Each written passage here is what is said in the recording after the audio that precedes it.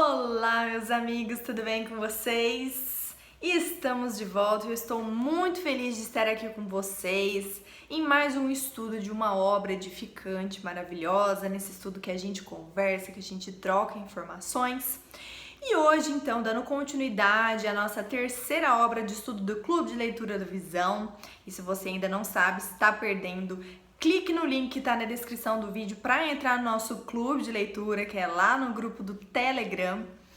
E essa obra, então, gente, de Divaldo Franco, pelo Espírito Manuel, Filomena de Miranda, ó, já tem até os meus post-its pra gente não esquecer e aprender cada vez mais.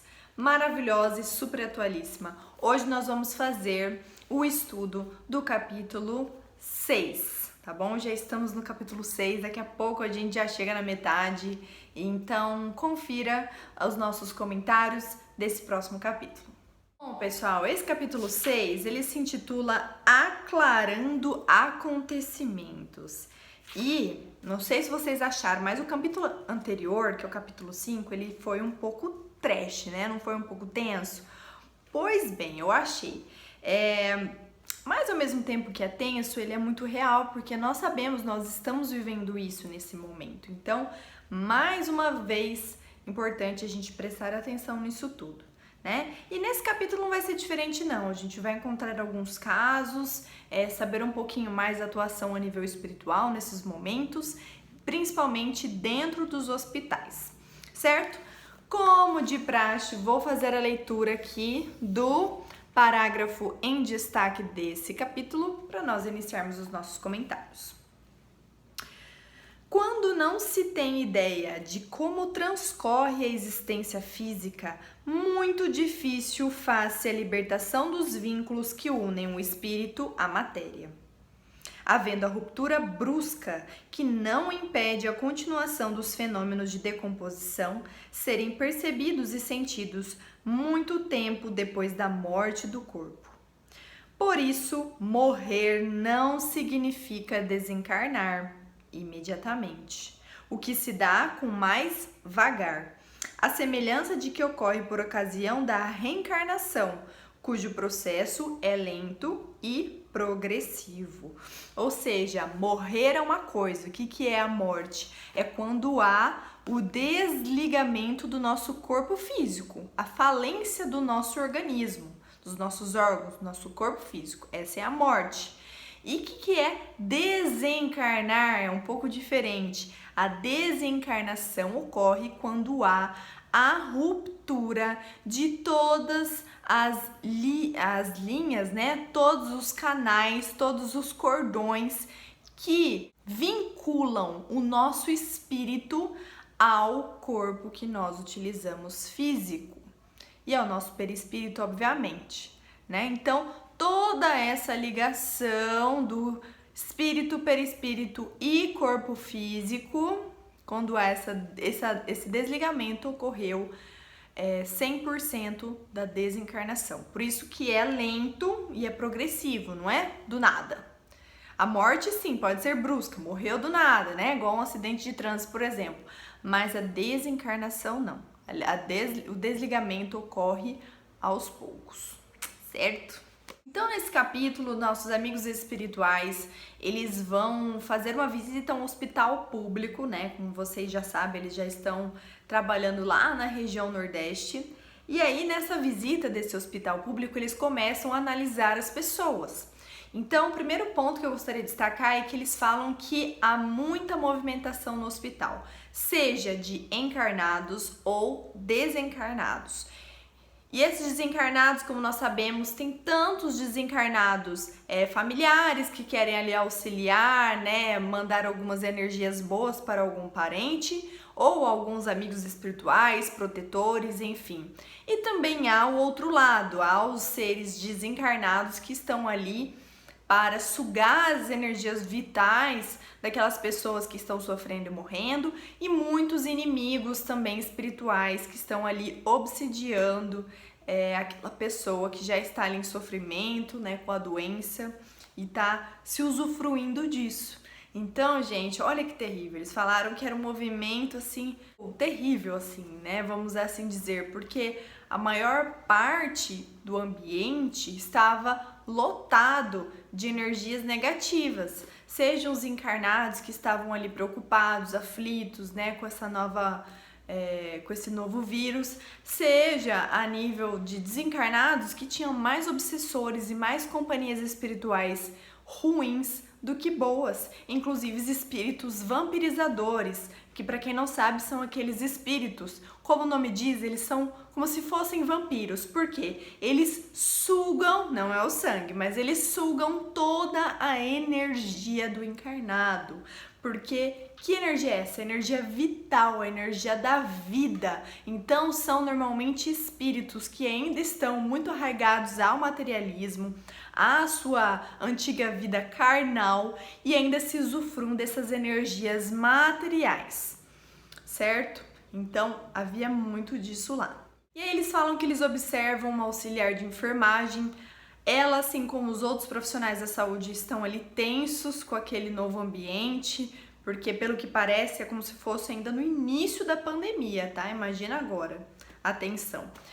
E aí dos 13 testes que eles fizeram, 8 testaram positivos para Covid. Eles estão ali aflitos, até fazem uma mini reunião com os médicos e outros profissionais da saúde para verem o que eles iam fazer, quais substâncias e medicamentos eles iriam aplicar naqueles pacientes, né? O que é eficaz e o que não é, como nós sabemos até hoje, depois de um ano de pandemia, a gente ainda não tem respostas para eficácia ou não de medicamentos para o Covid, né? Só sabemos que como prevenção que a gente deve fazer, cuidar da nossa saúde, do nosso organismo, deixá-lo resistente e forte, né, através de vitaminas, através de exercício físico, através de uma boa alimentação, descanso, enfim, etc., para que ele esteja resistente ao combate do vírus se nós tivermos contato com esse vírus. E aí, gente, nesse momento, eles falaram que tem atitude de todas as formas.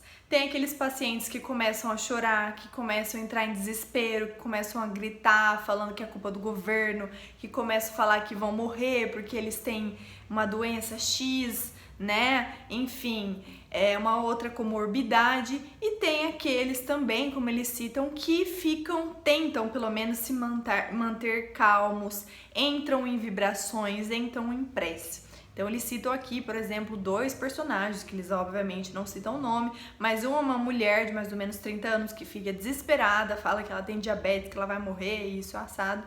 E por outro lado, um outro homem de 60 anos que entra em prece na hora, quando ele sabe do resultado positivo, e no mesmo instante ele atrai para perto dele um espírito mais evoluído, um espírito amigo ou um protetor que está ali junto com ele, passando energias e vibrações para ele se manter positivo e forte naquele momento. Interessante que eu gostaria de destacar essa parte que eles falam que as pessoas começam a falar mal do governo, que é tudo culpa dele, porque ele já sabia dessa pandemia muito antes e deixar as pessoas se aglomerarem, deixar as pessoas curtir o carnaval, né, porque foi aí que explodiu, pelo menos no Brasil.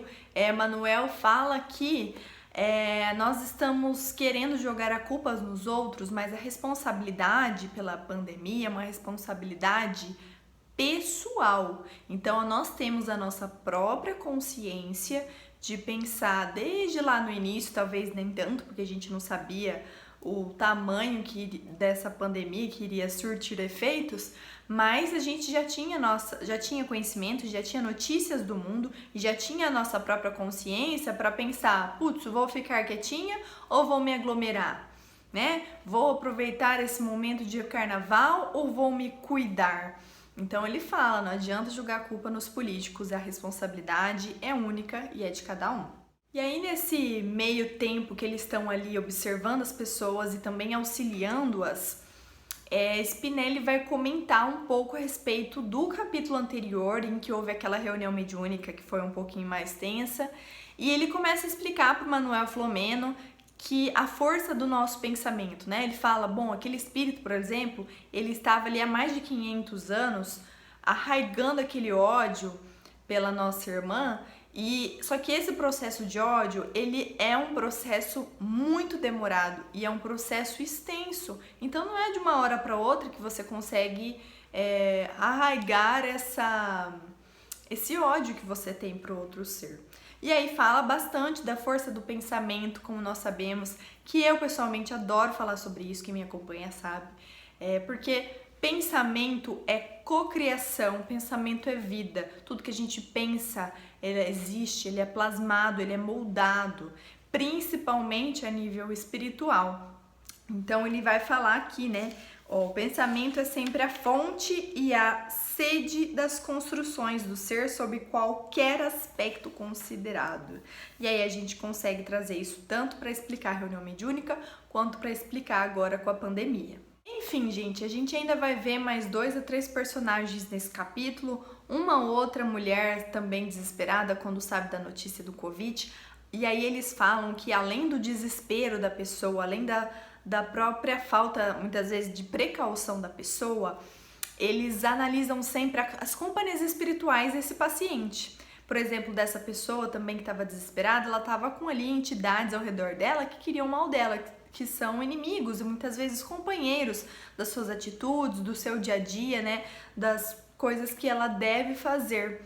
E aí ela ficou desesperada e o nosso irmão Cláudio, né, que tá ali junto nessa expedição, a gente vai ver não só nesse capítulo como nos próximos, ele tem essa função de auxiliar os irmãos, tanto encarnados quanto desencarnados, que estão nesse desespero, que precisam, sabe, de uma vibração mais positiva, de mais amor. Então ele é sempre chamado, sempre ele tá num ambiente para aplicar passes e acalmar esses pacientes, principalmente os encarnados. Então ele fez isso com essa irmã e ela acabou se acalmando e adormecendo. Depois eles saem, vão ali até próximo à UTI, encontram um senhor de mais de 60 anos que está ali respirando com um respirador artificial, que sente, né, aquela falta de ar, aquela asfixia que eles falam. E eles falam que ele é cardíaco e além disso o pulmão dele estava muito fraco, não estava conseguindo trabalhar porque ele fumava. Né? Então, Spinelli vai comentar rapidamente sobre a questão do tabaco, como nós já sabemos em outras obras espíritas, que é um suicídio indireto e isso com certeza auxiliou para o seu desencarne, que ele veio a se desencarnar pelo Covid. Por quê? Porque já tinha aquela insuficiência pulmonar corroborada pelo tabaco e depois agora com o Covid. Então ele veio a desencarnar e aí eles narram que é triste porque nesse desenlace, né, ele morre, então ele falece, né, como a gente explicou no início, ele morreu, mas ainda não desencarnou, mas mesmo assim ele também já tinha as companhias espirituais dele, que estão ali sugando as suas energias vitais antes que houvesse o ciclo da desencarnação completa, o que é realmente muito triste da gente imaginar. E aí, por fim, no final do capítulo, porque eu já estou me empolgando falando demais, eles citam rapidamente que dá entrada em mais um paciente naquele hospital, fala que ali, mesmo no início da pandemia, metade dos leitos já estão ocupados com Covid. E além de ser um jovem, uma pessoa mais jovem, pelo que me parece, também está com sensação de asfixia, também precisa do respirador artificial, mas eles falam que já parece que ele já tá ali bem fraquinho e já quase nos momentos fatais da sua vida e pelo que deu a entender, também veio a desencarnar. Então, meus amigos, é isso. Por hoje é só a respeito desse capítulo, né? Vimos aí a visão espiritual de um hospital, tanto de conturbação quanto de vibrações boas e ruins tem-se dentro de hospital. Então, mais uma vez, lembremos da importância da nossa prece e da nossa vibração de amor e de paz, tá bom? Depois eu volto com o próximo capítulo. Um beijo no coração de vocês e até mais.